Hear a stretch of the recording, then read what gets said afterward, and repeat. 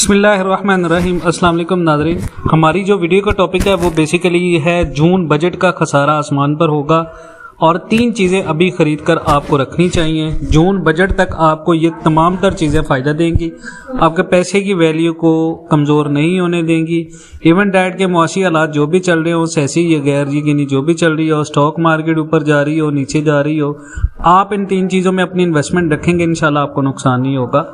और आपको एक और चीज़ बता दूं कि देखिए IMF के हालिया बयान आया। IMF ने पाकिस्तान के स्टेट बैंक के ज़खायर में $1.1 बिलियन की जो किस्त है वो मंजूर करने के बाद उसको ट्रांसफ़र कर दिया, जिससे स्टेट बैंक के जो फॉरेन रिजर्व है काफ़ी मजबूत हुए। इससे डॉलर की वैल्यू में थोड़े दिन के लिए कमी वाक़या होगी। पाकिस्तान का current account 60 crore 90 lakh dollar से सरप्लस हो गया। ये एक अच्छी खुशाइन बात है। माली साल की पहली 6 माह में पाकिस्तान के ज़री शोबे में 6.8% की मजबूती नुमा हुई है। उसके बाद पाकिस्तान के इंडस्ट्रियल सेक्टर में बड़े लेवल के ऊपर 0.5% की कमी नोट की गई है।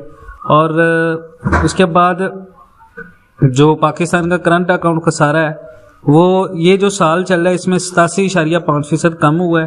पाकिस्तान की बरामदात में मुसलसल इजाफा हो रहा है और मुल्क की ज़री पैदावार बेहतर हुई हैं और मुआशी सरगर्मियाँ पाकिस्तान की बेहतर हो रही हैं। उसके बाद स्टेट बैंक कर्जे की मकूल रकम बशमूल $1 अरब यूरो बॉन्ड्स वापसी के काबिल हुआ है और स्टेट बैंक के ज़र मुबादला का सायर अभी $8 अरब के लगभग बरकरार है।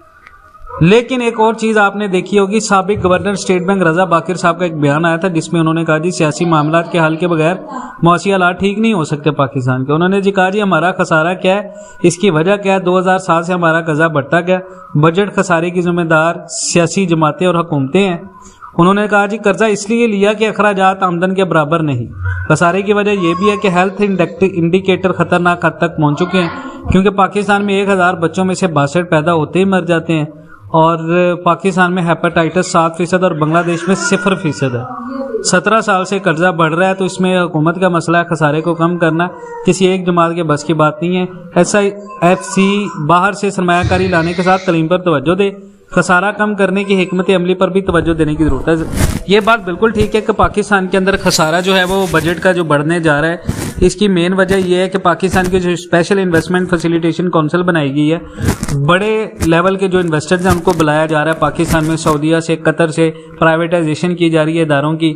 लेकिन जो मकामी हमारे सरमायाकार हैं उनको वो प्रोटोकॉल नहीं दिया जा रहा। जो मकामी सरमायाकार हैं उनको हम तंग कर रहे हैं, उनके लिए NOCs इस तरह की बहुत सारी चीज़ें कर रहे हैं, उनको कारोबार करने नहीं दे रहे और यही वजह पाकिस्तान के जवाल की। अब हम आते हैं वीडियो के टॉपिक की तरफ। ये पाकिस्तान के मौसी हालात को डिस्कस किया है, वीडियो लंबी नहीं की, आपको समझाने का मकसद था कि ये सारा सिनेरियो चल रहा है मौसी हालात का। अब 3 चीज़ों में आपने पैसा रखना है पाकिस्तान के अंदर अगले जून बजट तक। स्टॉक मार्केट के अंदर अपना पैसा रखें। पाकिस्तान के अंदर स्टॉक मार्केट जून बजट तक इसी तरह रहेगी। जून बजट के बाद ये स्टॉक मार्केट क्रैश कर जाएगी। तो जून बजट तक जितने लोग भी अपने पैसे को बेहतरीन शक्ल में आप अगर स्टॉक मार्केट के अंदर इन्वेस्टमेंट करना जानते हैं, आपको पता है स्टॉक मार्केट में कैसे इन्वेस्टमेंट करना है, कैसे अकाउंट बनाना है, किस तरह किस कंपनी के शेयर खरीदने हैं वो हम आपको बताएंगे। लेकिन स्टॉक मार्केट के अंदर आपकी इन्वेस्टमेंट लाजमी होनी चाहिए। कोई नया बंदा जिसको इल्म नहीं है वो स्टॉक मार्केट के अंदर पैसा ना लगाए। जिस बंदे के पास स्किल्स हैं, जिस बंदे के पास इंफॉर्मेशन है, वो स्टॉक मार्केट के अंदर अपना पैसा लाजमन लगाए। दूसरी चीज है कमोडिटीज। चाहे आप गोल्ड में पैसा रख लें, चाहे आप पैसा सिल्वर में रख लें, चाहे आप अपना पैसा स्टील में रख लें, ये 3 चीजें, इन 3 चीजों के अंदर आपकी इन्वेस्टमेंट जून बजट तक होनी चाहिए। आपके पोर्टफोलियो का तकरीबन 40%, यानी पोर्टफोलियो होता है आपकी टोटल सरमायाकारी का 40% आपके गोल्ड या कमोडिटीज में होना चाहिए। जून बजट तक आपके मुल्क में ये चीजें महंगी होंगी। नंबर 3 पे जो चीज है वो है रेंटल बेस प्रॉपर्टी। सिर्फ आपने रेंटल बेस प्रॉपर्टी कोई भी हो वो लेनी है अगर आपने अपने पैसे की वर्थ को मेंटेन रखना है, उसके साथ साथ आपने कुछ अर्न भी करना है। तो ये 3 चीजें, ना कोई सोसाइटी में आपने किस्तों पर प्लॉट लेना है, ना कोई रेजिडेंशियल प्लॉट लेना है, सिर्फ आपने रेंटल बेस प्रॉपर्टी खरीदनी है अगर आपके पास पैसे हैं। ये 3 इन्वेस्टमेंट करनी है जून बजट तक और तीनों इन्वेस्टमेंट आपको फायदा देंगी। इसके अलावा भी बहुत सारी इन्वेस्टमेंट है। अभी पाकिस्तान के अंदर हालिया जो हुकूमत ने गंदम का रेट निकाल रहा है, तो आपके पास अगर बल्क में इन्वेस्टमेंट आप कहीं से सस्ती लेके आके थोड़ा सा उसमें मार्जिन रखे, ये नहीं कि आपने उसको ज़खीरा अंदोज़ी कर लेना, बिल्कुल ऐसा नहीं है।